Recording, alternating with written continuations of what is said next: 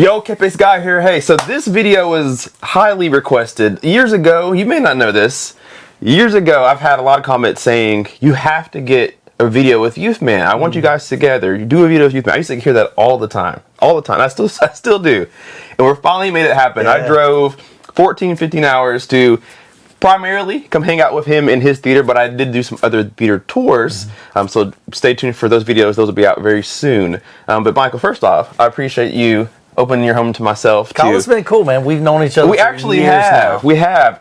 Quick story. He reached out to me maybe when I had a couple thousand subscribers. He said a video popped up of some Polk speakers that I was talking about. Came to his homepage on his YouTube channel and got me in touch with was Sound United, I think. Yeah, I do remember. I reached out to them on behalf of his services to get my first pair of speakers sent in for review. And from then on, he kind of led his guidance to help me figure out, how do I continue to do this? How do I do this YouTube thing?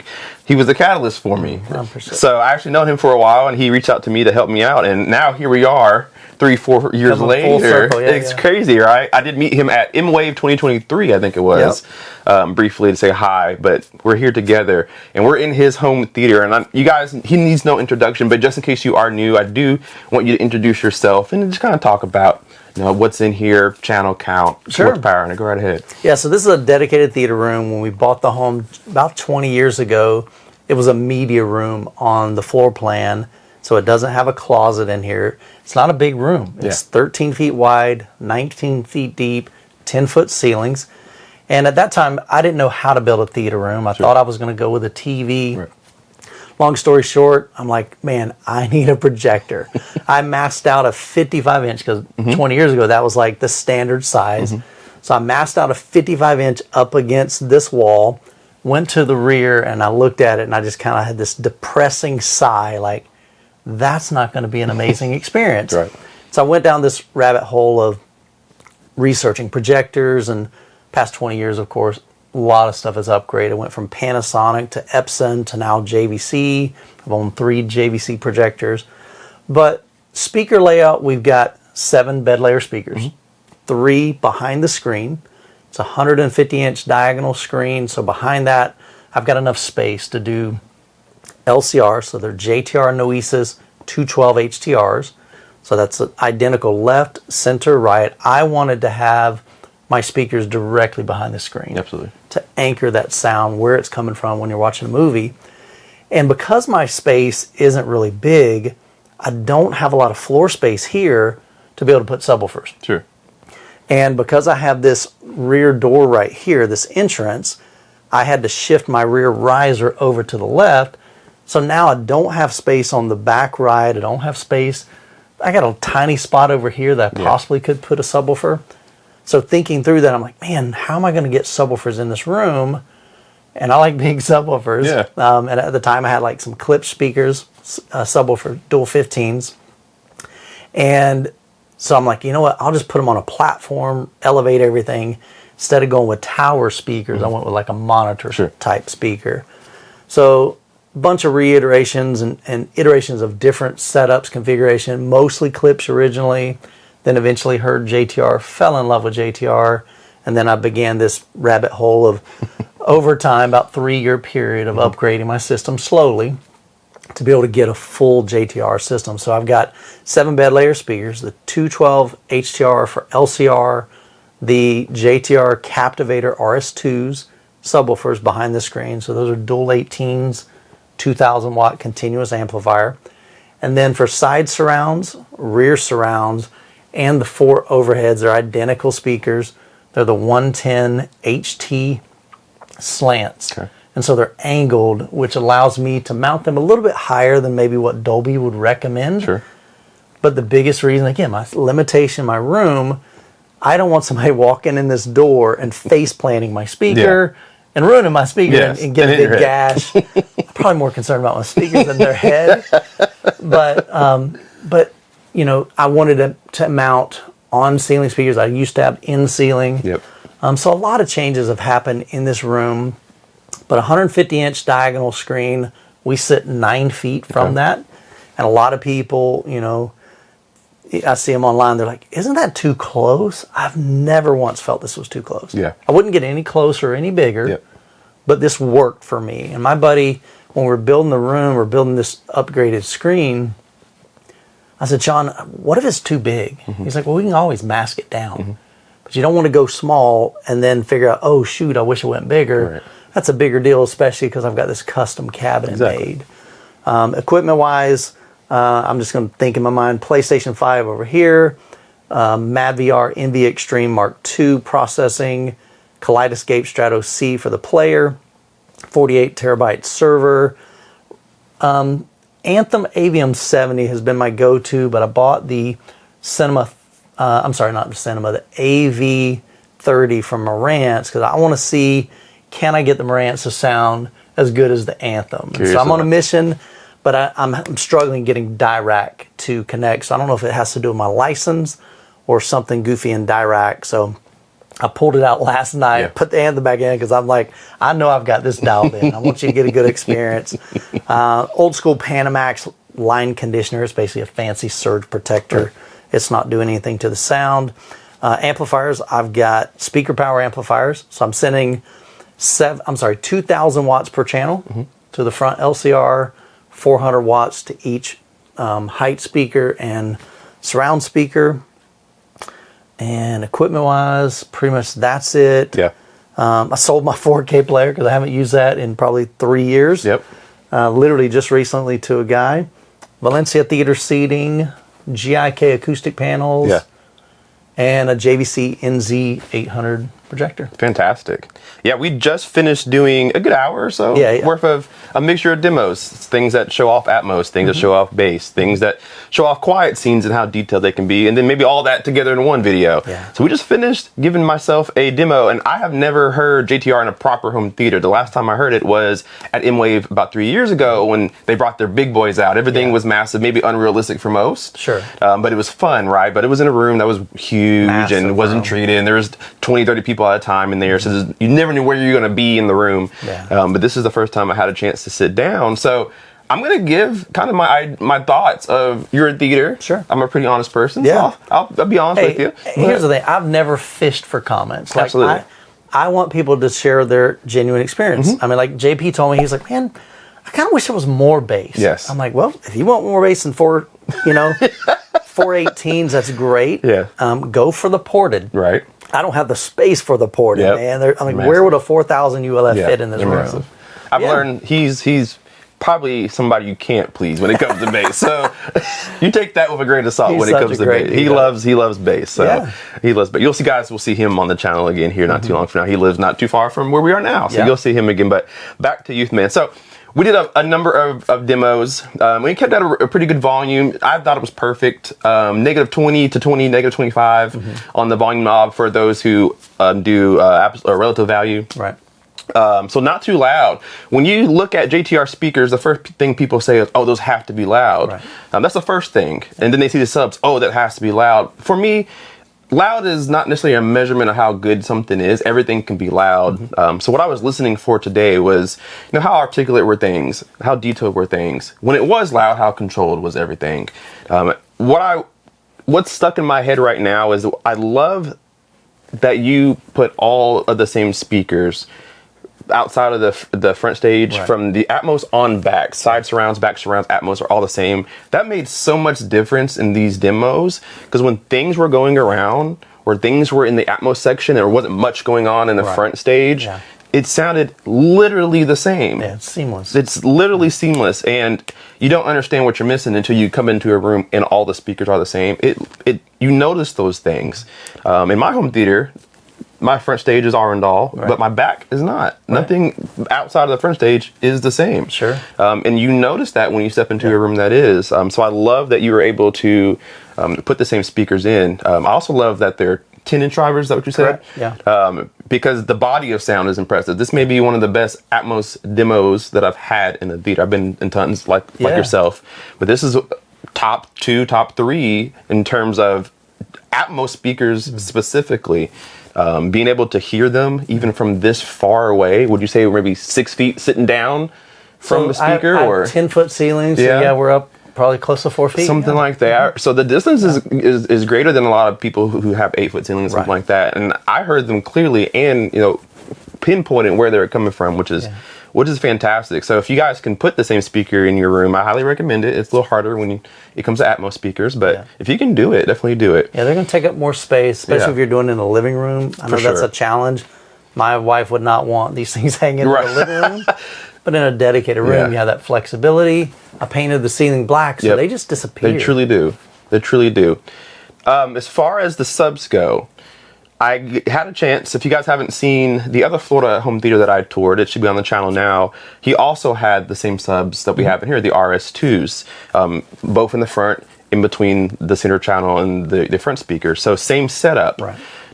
So I kind of had a taste before I got here. But what I noticed in here was how clean the low end is. I was worried when I first got in here that I know there's a little bit of extra space behind the screen where everything's it's like a cavity. Exactly. Yeah. I was worried that we were too close to being in the middle of the room, that it would compromise low bass. I didn't get that sensation at all. That I was missing too much. We talked about off camera that we're going to put a mini DSP back in and kind of dial some things back in. But for the most part, everything sounded well blended. When people see big speakers like this, they're expecting things to be loud, and you can. Yeah. But the idea is to kind of keep it all cohesive and unified.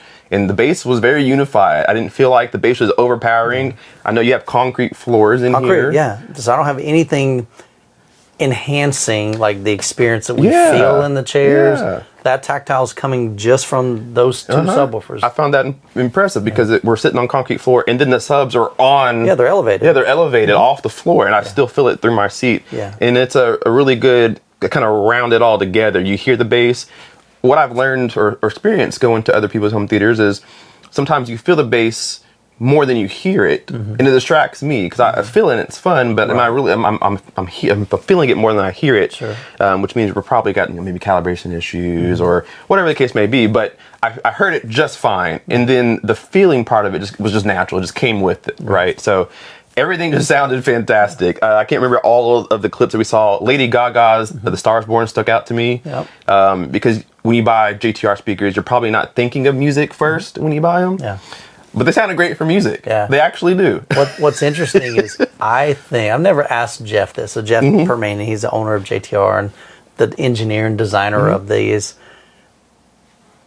Anytime he's at a show, like a lot of times he's showing music. Is he? And dude, he's got a serious playlist. I think his heartbeat is music kind of first, even though he loves movies. Yeah. But and there were certain parts, he told me a long time ago, he said he has a sensitivity to sibilance, like that, that brightness sometimes. Right. And so one of the challenges with horn speakers is sometimes they tend to be bright. And because his ears are really sensitive to that, I don't know what his special sauce is, but he intentionally does some things to the crossover or in the crossover design to compensate for that, and so that you don't get that in those. And I did not get that. Music, movies, anything like that. Quiet Place, we did the first Quiet Place. We did a demo. You guys may be familiar where she's walking down the steps on that nail, has to be quiet, causes attention, and then we have the monster kind of listening for her. There's a lot of those moments in that movie. And a lot of systems can be a little bright, a little bit harsh, especially if it's played too loud. Yeah. Again, we're about negative, I think at that time, negative 20 on the Anthem.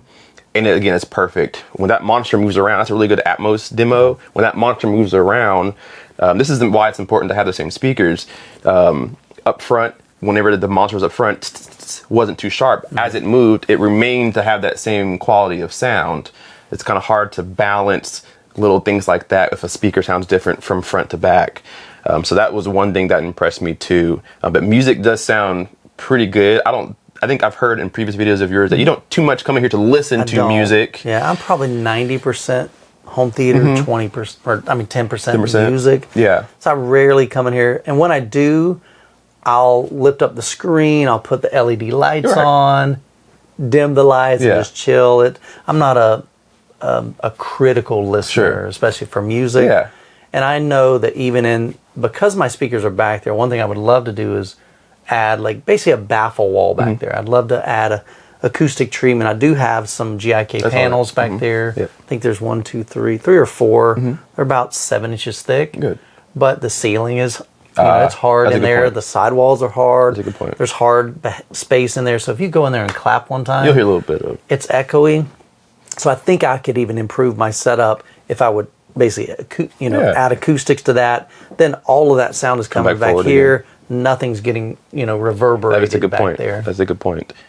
Yeah, for me, when I knew that I was coming here, about 2 weeks or 3 weeks when we kind of talked about it, when I knew I was coming here, one of the things that I was curious of was, for me, I actually am a 50-50 music movie person. Yeah. I went to school for music, and that's kind of why the home theater channel started. This dude can sing, too. I do like to sing. You guys probably seen a couple videos on there. I love it. So music is super important to me. One thing that I learned as an undergrad is how to identify instruments by how they sound. Okay. Yeah. So when I review speakers and I listen to certain songs or whatever, I listen to how that instrument sounds in that recording on that speaker to determine if I think the speaker is good or not. Say all that to say this: when I chose my speakers, the Arundel 1528 series, which you reviewed the big tower and the big center. I kind of have the shrunken down of all that. You gotta have the shrunken down. You have to have monsters. They were way too big. That's most rooms can't put those in there. Yeah. But I have the smaller brethren of those. Because I wanted something that could do 50-50 music in movies. Coming here, again, not hearing JTR before, the media will have you think that these are like strictly movie speakers. Right. And so it kind of brainwashed me too. Like, I wonder if I'm going to like the way they sound. Yeah. And I do, first and foremost, I do. I think if you are somebody who is 50-50 movies or even 60-40 in favor of movies, you'll still enjoy your music on these. The Arundels play really low, so I can turn off a sub. Have you ever listened to your mains without a sub at any point? So these mains would not do great without a sub because they are not crossover, but they'll go down to about 60 hertz. 60. So they are intended to be with. So they don't dig very deep. If you wanted something that digs a little deeper, I forget the exact models, but I think maybe even the ported 12 tower. It extends a little bit lower, but these, just by design, Jeff knows they're going behind a screen. Yes. You're going to be pairing those with quality subwoofer. Absolutely. Preferably his. Right. And so it just makes, they don't have to dig very deep. Sure. But so you wouldn't run those full range. Right. You would go with a different model. Yeah. That's probably where we differ slightly with our theater setups is I like to turn my subs off when I listen to music. So for me, I have to have a speaker that can go 20. And so that may be somebody like you guys. JTR may be perfect for you for your movies, but if you're on the music side and you prefer no subs, it's not that JTR is a terrible speaker brain or anything like that, but there's a different speaker for different people. If you want something that goes down to, like, plays full range, that would be like the 215. Okay. The 215 I think it extends down to 18 hertz. Oh, it's fantastic. 18 or 20. Oh, yeah. So it's below 30, I believe. Yeah, I think if you can get a speaker that's 30 or in that ballpark, you can probably use that for music just fine. But this particular model, no. You would if you're just wanting to do a 2-channel only, there are definitely other models or other brands that you can find that are more suited for that. I think I want to touch on, we talked off camera about we're regular people with real rooms, real challenges. Yeah. We were laughing off camera because he's like, watch this, and shook the glass over there, said this rattles, and this door back there, double this sliding rattles. Glass here. Yeah. It's not a solid core door like these, guys that build these beautiful rooms. I haven't done that. This is a regular home, and there are some things that I could do to improve. I can push on the door, and it boom, boom, boom, boom, boom. I mean, when the bass is kicking in here, that door is... Oh, yeah, it's moving. It's moving, and you'll hear it, and then you'll laugh about it. So you can choose the two things. You can stress about it and figure out how you're going to fix it, or you can just enjoy your system, and then get to it when you can. Sure. But I say that to say this as well. We're regular people in regular rooms, right? Yeah. So we have challenges. Like you mentioned, his surround sound speakers are maybe higher than he wants it to be. And you can tell when you're watching the movies. I sat where he was at, or he's at now, when I watch the movies. And you can tell when surround sounds are coming to the side of you that they are elevated. Yeah. And sometimes I can somewhat mix up if it's Atmos or if it's surround sound. Yeah. So things like that, it's just regular room stuff. But I know we do plan. He wants to build a home maybe in the future when I'd love to build our dream home. On God's timing, he's going to do that. And then, of course, I asked him if these speakers are in game. He said probably so. Yeah. But the room's not. So there's still ways that we can take the theater to the next notch. We get a bigger room. I think you mentioned 25 by 15. Yeah. Is that your ideal? Yeah. I was in a gentleman's theater room just recently, Benny Sibbett, Hey, you're going to his I'm going to after this. Then he's got like an 18-foot wide room. Oh, that's fantastic. Dude, that's awesome. He can do, 4 rows of Yep. seating, which I prefer 3 because I want a center seat. Yep. But he's just got so much more room. It's just, it's a cool vibe. Yeah. And so I just don't have that. if you can have that, that's what you want. But I have no complaints. Yeah. What you've done really well with the space that you have. I don't think anybody else could come in here and do it much differently. You have these compromises and you figured out how to make them work. I don't think the compromises take away from the experience. I enjoyed everything that I listened to. We could go another hour if we had time, right? It's fantastic. There's not really a reason to upgrade anything, to change anything around. I absolutely enjoyed my time. If you guys haven't experienced JTR, I know you guys see it everywhere on the internet. They kind of just blew up, it seems like. I see it everywhere now. I know he's been doing it for a while, but... And I don't want to take credit for it, but I mean... I'm going to give you credit for it. Once I discovered JTR, Yeah. Here's the short version of that. My audience has said, when I had SVS, subwoofers, they're like, hey, if you like SVS, you got to check out JTR. And at that time, that was 5 or 6 years ago, I said, who is JTR? I didn't know who. I've been doing this for 30-something years. Yeah. And since Dolby Pro Logic days. And I reached out to him, never heard from him, because it was just kind of like a one-man operation. Sure. And finally heard back from him. He said, sure, man, I'd love to send you my 2 subwoofers. I'm like, Jeff, I've never experienced infrasonics. This is crazy. I was getting down to 5 hertz in my room. I said, but I'm curious. I'd love to hear your speakers. He's like, well, I can make that happen. Yeah. And so he flew me up there. I did a video on his headquarters, did a tour there. Then we went over to Scott Newby's house. We went over to Tony Negretti's house. And I was like, okay, this is what I need in my life. Like, this is what I would love to have, but it's going to take me a while to get there, like most people. And so it was a journey. It was probably about a 3-year journey to get a full JTR system. But I truly do believe, like, this is, I don't know what else I would do. I have considered the 215s. Right. If I go to a bigger room, who knows? I may do the 215s up front. I'd still do these. 110s are great slants. They're more than capable. So there's not much I would change in my room. But I fell in love with the brand. I fell in love with, and so I began to share my personal experience. I began to interview people that come over to my setup and just get their honest impressions. Because my channel, of course, I share what I think, but what other people think. And so I'm grateful that you're able just to share your experience. And then after a while, I was like, I'd been promoting them, like saying, hey, I love this brand. I think you'd love them too, for like 3 years. And eventually I'm thinking, well, dang. And Jeff does not have an affiliate program, like none. Oh, good. So I ain't getting You're not getting anything for this. Yeah, I ain't getting nothing. I'm like, man, I'm sending all these people to buy them. I'm like, what if I become a dealer? Yeah. So I became a dealer for the brands that I love, and then that was part of my journey from content creator, reviewer, to still the enthusiast that I've always been, but now I've become a dealer for the brands that I love and the ones that I've chosen for my own theater room. So that's just been a cool journey in and of itself. But yeah, so hopefully we end up selling about about $1.5 million in JTR. That's awesome.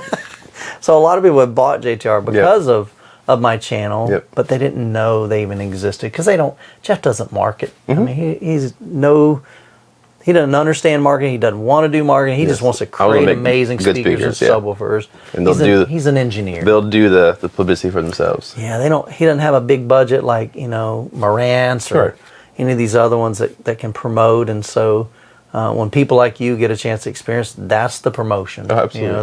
That's the word of mouth. Hey, I experienced this. This is what I've heard and what I felt, and then that hopefully it was giving him some exposure, but yeah, he's definitely making an incredible product. Yeah, I think you definitely led the way in terms of getting this out there and things like that. And I've seen it not backfire, but I get comments even on my channel when I talk about JTR, wanting to hear him, or other people who have him. Yeah, Youthman, all he talked about JTR. I don't know if I can trust him because he sells them, right? And that's understandable. When you sell something, obviously there's a benefit for you to tell your audience that. So think about this, and I love that comment because I was concerned about my audience thinking that. Yeah. But here's the thing. I was promoting them for 3 years with zero. Yep. Okay? Yep. The reason I became a dealer is because I love the product, Yeah. not the other way around. Yep. I didn't choose, and it certainly is not because of the margin. No, it is not the margin. Yeah. I can promise you that it's very small, Sure. especially compared to a lot of other brands. So it wasn't about the money. It wasn't about but it was the fact that, hey, I'm giving free advertising to this company. Well, why couldn't I benefit from what I'm already doing naturally? You know, on Amazon, if let's say, I don't know, they don't sell this on Amazon, Right. but the Unfolded Circle Remote 3, if they did, in the past I'd be like, hey, I love this. I've got it in my theater room. Click on my link, go buy it from Amazon. Right. And Amazon gives us like, what, 3%? Yeah. Look back. You know? Or I could become a dealer for this, and you can buy it directly from me, and then I make more than that. Exactly. And so it's the same thing. I only promote, and you do too. Yeah. We only share with you guys things that we love. Because Yes. here's the thing, my reputation and my name Absolutely. and my character and my faith, that's all on the line. And that means Absolutely. more to me than any dollar I will ever make with any sale or any affiliate. And so if I tell you, hey, this thing's amazing, you need to go buy this, and you go buy it and it stinks, guess what? You think I'm a fraud. Exactly. I'm a shill. Yep. A shill is not somebody that promotes something. A shill is somebody that says, hey, this is amazing when it's not. And I've had countless people over the years. I've experienced literally over 100 theaters. I've filmed over 100 tours on my channel. Yeah. I've probably experienced maybe 150 different theaters, all different kinds of brands, some brands that are way more expensive than JTR. Right. And this is what I chose. And that's why I became a dealer. Yeah, I second that when it comes to giving honest reviews because we use the product and like it or even love it. Because the last thing I want to do, again, is tell somebody to buy this and then you come back to me and you're in my comment section upset at me, you're like, hitting comment section's unsubscribe. terrible. Yes, Yeah. so we truly don't do that. I not worth know it. it exists. It does exist on YouTube. I will never deny that, but I'll speak for us too, at least. When we tell you something is great, it's because it's great. And I want to share my excitement about it with you in case you haven't heard about it or want to experience for yourself. So truly agree. Yeah, I'll put the link to the website where they can take a look at gear. I see the nice button up here. I'm going to get one of those. I would love to share this. And so I don't make $1 off of this. Part of the heartbeat behind CommunityAV. Okay. So I started becoming a dealer back when we were doing Obsessed Home Theater. Right. We did that for 2 years, but we had $450,000 in inventory that we were cycling through. That's a lot of inventory. So short version, we decided, this isn't really, it's not as profitable as we need it to be. And part of that, the brands that we were carrying don't have a massive margin. Right. And so we closed that business April of this year, 2026. And I began to think about it, pray about it, and I came up with CommunityAV. One of the questions I always get, and you probably do too, is, Michael, I don't know anybody in my area that's into home theater, and a lot of people, most of you probably would say that you have never experienced somebody else's theater like Kyle has done today. Right. I wanted to help fix that. Yep. And again, I don't profit off of this, but you can go to communityav.com, click on Find a Community, and what I've put together, we've got 80 Facebook groups, 80 communities of local enthusiasts all across the U.S., and I think I've got about 5 or 6 in Canada. And so the concept there is you're in Kentucky. Right. So go to the website, click on Find a Community, come down to U.S., click on Kentucky, and see if there's a group there. You may find there's a community of 20 people. Sure. 10 people, 50 people. Some groups have like 200 people in it. Our group in Central Florida has about 160. Okay. So these are 160 people that are local, that I can share my system, that I can ask questions. If I'm building a riser, I can say, hey guys, I'm building a riser, but I stink at building. Is there anybody that's handy? And Kyle says, well, heck yeah, I got the tools, I got the knowledge. I'll be glad to come over on Saturday to help you. Yep. Maybe you're installing your new projector and you don't want to drop this thing. Yeah. And I just need an extra hand. That's awesome. That's the whole heartbeat of CommunityAV. One day I'd like to figure out how to monetize that and make some money from it. So that side of it doesn't, but my heartbeat is to get people connected. I want you to be able to experience what we're experiencing here. Friendships, that last more than just the speakers. Yep. Good demos. You could do movie nights. You could do comparison. Maybe you've got a subwoofer, an Arendal subwoofer, and this other person has a clip subwoofer. And you're like, man, I'd love to just see how they compare. Absolutely. Bring them over to somebody's house. Get 10 guys over Yep. and just play with it. So that's the heartbeat of it. But if you're not, it's free, of course. Doesn't cost you anything. But man, I'd love for you guys to get connected with that. Find a local community in your area that you can meet some guys that are truly able to talk shop and talk gear and ask questions and get support when you're building your theater room and even buy and sell gear. I'm like, I would love to sell somebody in my local community than just some rando on Facebook. It'd be great. Yep. Especially if they're coming to my house, and a lot of you guys have that concern. Well, post it in the buy sell in your group. You know, so I just think it's huge. My desire by the end of this year is to have multiple groups, multiple communities in every single U.S. state. That'd be awesome. And we're getting there. So like I said, we've got 80. So pumped about it. We've got 4 or 5 in Florida. Nice. So at least we've covered the whole state. We've got South Florida, we've got Central Florida, and 2 groups. So I guess there's 4, and then there's 2 groups in North Florida, Northeast and Northwest. That's very good. That's very good. But yeah, that'll all be in link down below because that's important. Yeah. Kentucky, where I'm at, I think there may be a couple here and there. So even I need to get on there and search my areas. I have to admit, I haven't been on there yet. God, I follow everything, but I haven't.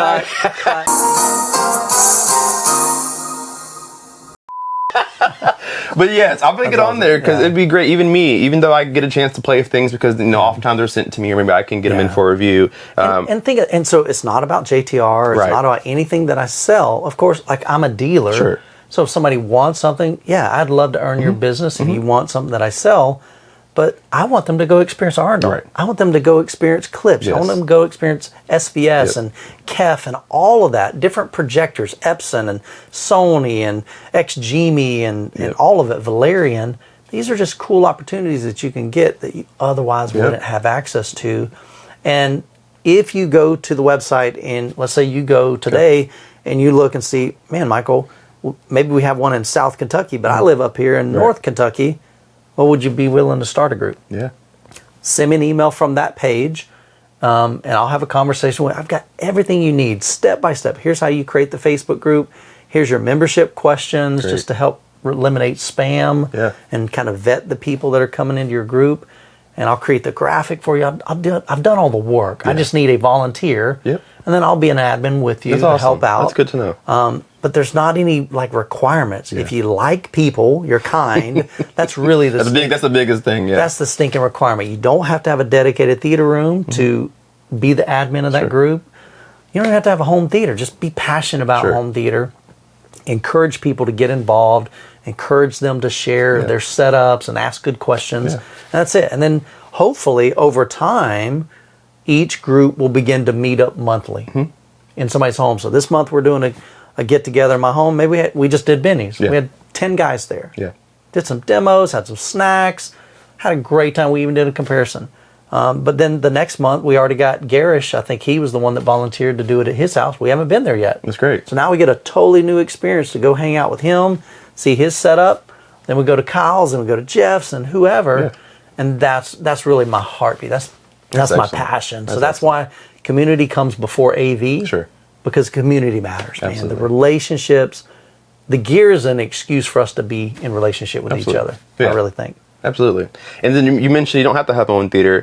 Back when we walked through the living room, you had a 2-channel setup. Real briefly, I'll probably put some B-roll of that. Real briefly, what do you have in the... It's a Sony Bravia 9, 85-inch. The speakers are Martin Logan F200s. I have an ELAC 12-inch sub. I think it's RS, I forget the model, RS 500, I believe. It's 12-inch subwoofer. And then there is a Denon 6400H and 2 monoblock amplifiers because I'm only running 2-channel. So I'm just using the Denon as a preamp going into the monoblocks. And then the Martin Logan's about 350 watts a channel. Apple TV 4K because that's mostly just a streaming setup. They didn't even run an Ethernet drop to that room, so I can't even run Kaleidoscape in there. But so I just have streaming there, and then a little Weem Ultra streamer. Gotcha. So just something when you're in there. You mentioned you don't turn on too much, but I mean, like if the wife's home, most of the time, if she's by herself, she just wants a show. She'll watch it out there. Of course, we're watching the show. Then she still gets intimidated, even though I made it super simple. Watch Kaleidoscape, one button, and it turns everything on, turn off, shuts everything off. She's like, it's still confusing. Yes. So. Doesn't want to learn how it works. No, she'd rather. It's actually a really nice remote. I played around with that showrooms and things like that. It's super handy. Yeah, controls everything. And then you use, I won't say her wake word, but automation to control your can lights behind the screen. You guys will see that if I haven't showed it already. Yeah. Just to kind of make things simple, quick, and easy to use. Yeah, so I use Amazon. Right. We'll call that. Amazon. Yeah, so I'll use Amazon to say theater lights on or off, front lights. So I have 4 can lights here that I can control. They're on one zone, and it's all Lutron lighting. Zone back here, I've got an LED light that's another zone. The arch lights in the cabinet are a zone. And then I have LED lights from Govee behind the screen, what I call the reveal lighting. Yeah. So if I have the lights all off, I could turn those on and you see it shine through the screen. Acoustically transparent screen. Or if you lift up the screen, it's just a cool effect, especially if the lights are off. That's awesome. And then when you are watching movies, is this your seat? This is it. This is it. I want to be 9 feet. It's incredibly immersive. When you go to the rear road, again, compromises. My room isn't deep enough, and so that rear riser is pretty much right up against the wall. Sure. So it's going to be more boomy back there. There is more tactile bass because you're sitting on a platform, and that wood floor is resonating with the bass. So there is more tactile bass back there, but it's a much better experience here because that sound just isn't reverberating off that wall. Yeah, for the untrained ear, you may like go back there because then you'll feel it and you'll love it, and there's nothing wrong with that at all. But when you spend a lot of time calibrating things like that, you know what you're shooting for, and typically against the walls, you're not going to achieve the best sound when you're back there. And of course, you're really close to surround sounds and things like that. So, best seat in the house. I got a question for you. And I always ask people when I interview them on my channel. So 9 feet from 150-inch diagonal, 2.35 to 1 aspect ratio. Do you feel that was too close? Because a lot of people ask me, like, that's got to be way beyond what SMTE, whatever that abbreviation is, their spec. They want you like at 35-degree angle. I think I'm like 65-degree viewing angle. What was your thoughts on that? Yeah, actually, because people that are building something like this, they need that feedback because they don't know. They're just going by what they read online. Yeah, I was going to actually mention this. So I'll say this in 2 ways. So in my room, my screen's 136, and it's just 16 by 9. Okay, yeah. Because my subs are too tall, and speakers are everywhere, right? So can't fit a widescreen in there.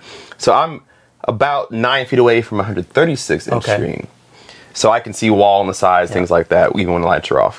When I first came in here, and I sat down here, and the Kaleidoscape home screen was on with all the movies, at very first, I was thinking, I wonder if I'm going to have to move my head to watch a movie. I wonder if I'm going to do that. I didn't have to do it yet, but I was wondering, if somebody's over here, do I need to move my neck, or can I just move my eyes? So once you started playing demos, I can honestly say, everything was within my peripheral. So when something was on one side of the screen, I didn't have to go over here and then go back over here. I could stay centered and just kind of move my eye a little bit over, just like you would at a local cinema or something like that. I think this is absolutely perfect, and you cannot go bigger or closer. I would not. If you go even a couple inches, you're gonna have to start moving your neck just a little bit to see the other side. I think this is absolutely perfect. I think what people don't necessarily understand or fail to remember, I won't say understand, is we're using a projector, right? So light's not coming right out our eye. Exactly. So if a TV was this big and you sat 9 feet away from it, you're going to have a hard time finishing even half the movie. It's just going to be too bright or whatever the case is. Exactly. But with projector, it's like a soft light coming at you. So it's not, you don't have to move your neck, and you don't really get fatigue the way you would from a screen that's no shining light right at you. So I probably would go this wide myself from 9 feet away because if you can limit the wall on the ends and not see the wall, it'll just add to the immersion. So I think it's pretty spot on. I don't think I had any issues whatever. Maybe if we were a little bit closer, maybe another half a foot up, I think it'd be too wide. And again, this was a limitation. I wanted, in my brain, I used to have a 103-inch, but it was non-acoustically transparent. Okay. I upgraded my speakers, and then I said, oh, shoot, what do I do? Like, where do they go? It can't go above, can't go below. And that's when my buddy said, hey, we'll just build you a new cabinet. while we're building it, let's go big. And so then I have to buy a better projector. Yeah. And, you know, there goes that rabbit hole. Yep. But easily. I'm like, okay, what if we almost went wall to wall? I couldn't go wall to wall because I want to be able to lift up my screen. Mm-hmm. And so I have my front screen on gas struts, so I can unlatch, lift up. It's supported, so I don't have to hold it up. Yeah. I don't have to have a pole in the, you know, propping it up and run the possibility of me kicking it and the screen come flying down. But because I have acoustic treatment on the walls, I needed to be able to have some space to where it could lift up and down and not hit those. Yep. So I did have some limitations there, but I wanted a totally different experience than I got out in my living room. I didn't want just a big TV. Yeah. So that's why I wanted to go CinemaScope. Yep. Like almost all the movies I watch are in CinemaScope. Yes. If they're in 16:9, I use the nonlinear stretch from MadVR to fill my screen. Yep. Even on scenes like Top Gun Maverick, there's scenes in there where it changes aspect ratios. It goes from 16:9 to 235 to 1 or 240 to 1. And that's annoying to me.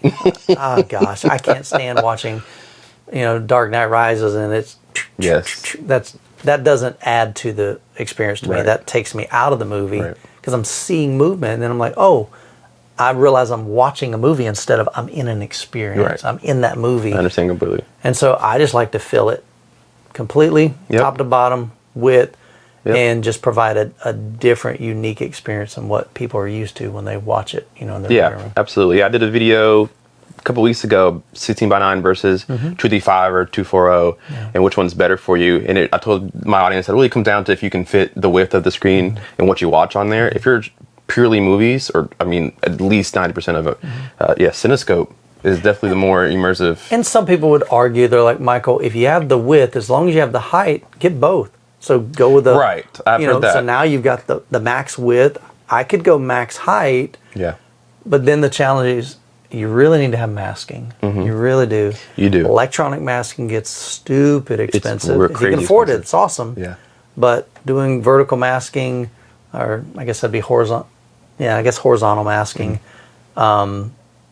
It just gets really expensive. Or you have to have like magnetic ones. Yeah. But then now I've got a 12 foot by 1 foot. Where am I going to put that? You know, we're going to stow it away when we don't need it. Yeah, so there's some challenges there. So I choose use the video processing, just fill it. Yeah. Yeah, my experience in here has been great. I share the AVM70 as well. Unfortunately, that we can't figure out how the Marines is going to work for us. I'd love to play with it and just see. Can we might even just hook it up to the wall and just see if we can connect. I can't get Dirac to connect with it. I've tried rebooting my router. I've done every troubleshooting I know.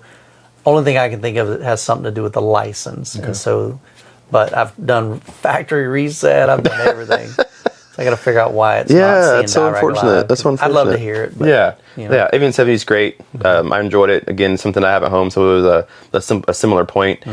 For me, my setup is also a 7-point. I have 4 subs, but technical name 7.2.4. But I have 4 subs in the corners. One of the things I was thinking when I first sat down, listened to the demos, is I have 4 subs in my room, and they're in each corner of the room. I wish. Yes. And then my mini DSP has, I calibrated for all 3 seats, even though I'm only going to sit in one. Yeah. So I was wondering, what's it going to be like for me personally, having 4 subs around the room versus just 2 up front. To be very honest with you, and it may just be the difference in subs, it sounds the same as my room in terms of overall feel. Okay. What I learned with mine briefly is even though there's subs back there, everything still sounds up front, which is what you want. You want everything to still come from the front. And it does add more tactile bass because they're closer to me and everything, but it didn't feel too dissimilar in terms of bass and the feel of it and where it felt like it's coming from.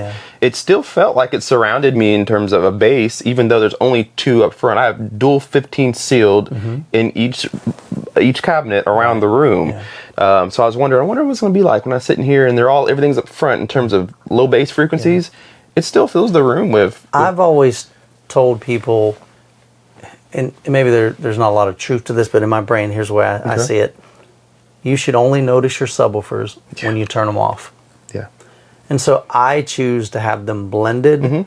I don't want them drawing attention. Like, you shouldn't be able to go, oh, Kyle's got a subwoofer back there in the left corner. Absolutely. That's a calibration issue. Yes, it is. If you can calibrate it right, get the crossover right, you feel the bass, you hear the bass, but you don't know where exactly the bass is coming from. I just want to feel it. I just want it to be part of the experience, whether an explosion, Godzilla stomping, whatever, gunshot, shotgun, whatever, grenade. I just want to feel it and hear it, but I don't want to necessarily go, oh, my subwoofers are sitting right behind that screen. Yeah, you've done that perfectly, and that's without a mini DSP, which I believe Anthem does a good job with the room creation on their own. But mini DSP is truly next level, and I won't ever have a system without one. And if somebody can take the time to learn it, I recommend them have one too. That's the key. So I'm not an expert in it. So I think I've been just putting it on. I'm like, oh yeah, I love the way it sounds, but I know I would get a flatter frequency. You sure would. Because with it, I used to get a pretty flat, I'll even send you the graph. Yeah. I got a pretty flat frequency response down to 5 hertz. Now I know that there's some dips, and so I would love to fix that. But because of the positioning of my seats, I kind of had to cheat. We took all of the peak, because I've got so much headroom in those subwoofers. Absolutely. We've got so much headroom that we basically, where the null is down here, we just took all the peak and brought it down to the null. So then I could get a flat, because you can't EQ a null. Right. You can't push up something that isn't there. And so your room is causing the null. Me sitting at this distance from those subwoofers in this size room causes the null. The only way to fix that is either move my seats so they're in a different position. We already can't do that. Can't go closer, too big. Can't go back because I got a riser. Unless I remove the rear row and then only have 3 seats. I don't want that. Or start adding subwoofers somewhere around the room, and then those subwoofers can sometimes fill in those gaps. And I might could maybe I might could put one back there, but that's about it. I can't put one over here because there's my door. Exactly. So I'm limited with what I got, but I think the key is building something that you love. I don't care if it's a $5,000 system, $2,000, $100,000 system. Just build something, man. Have fun with it. Enjoy it. Create something, a space that you and your family and your friends want to come in to sit down and listen to music and movies. And enjoy it, and then get connected with some people that can help, that can enjoy it with you. People of like mind that really get home theater, and so that's where the community comes in. Yeah. In closing, you guys, if you haven't seen the video, the last Florida video I did with Ray, he had his family home, and they were in the video with us. She had a 12-year-old daughter named Mia. Hi, Mia, I know you're watching. And then Eli is a 19-year-old. He's in college now, but he was home. The wife was there, and then Ray. And then I brought JP as my camera guy. We had 5-6 people in the house, and the family was just as giddy of the system as Ray was, and he built it all. And I was having more fun than I think I've ever had, because I had 5-6 people who just enjoyed watching the movie. Like he said, it doesn't matter how much you spend to decide if it's a theater or not, or if it's a good theater or not. And especially nowadays, you don't have to spend a lot of money to get good gear now. You can spend a couple grand and get some good speakers now. So just get started. Market's a great way to save some money. JP's a good one for that. He buys tons of used off of Marketplace. He's bought a lot of my speakers that I'm done with when I buy my new ones. So he's a good person to advocate for buying used gear. You can get some really good deals, maybe even some Youthman deals. Tons of them. I just picked up one. I got a whole he got a whole clip system. You haven't seen that video. That's a fun video too. Unboxing, not knowing what's in there, and I didn't know what all I got. I'm like, I kind of knew, but I didn't. And then he told me he thought it was this model and it ended up being a different model. I'm like, it was fun. It was just cool. Right. It is cool. And I want to bring those in here and play with them, and then I'll sell them. Can't wait for that. So, guys, what I'm going to do after the end of this video here, I'm going to put a dedicated review, just kind of a brief one, because this is my only opportunity really to kind of get my hands on some JTR stuff. So I'll be your cameraman. He'll be my camera guy. So I'm taking over the theater. This is mine today. So I'm going to raise this screen up after this video and just kind of talk to you guys a little bit more in particular about the subs in here, the RS2s, the Captivator RS2s, and then no Eases 10s. 212 HTR. Okay, we'll remember that after this. I want to talk to you guys a little bit more about that, because it's a different system than what I'm used to hearing, what a lot of people have at home. So I want to kind of give you a little more in-depth review of those speakers in case you are somebody who's interested in them. You probably get this every single comment.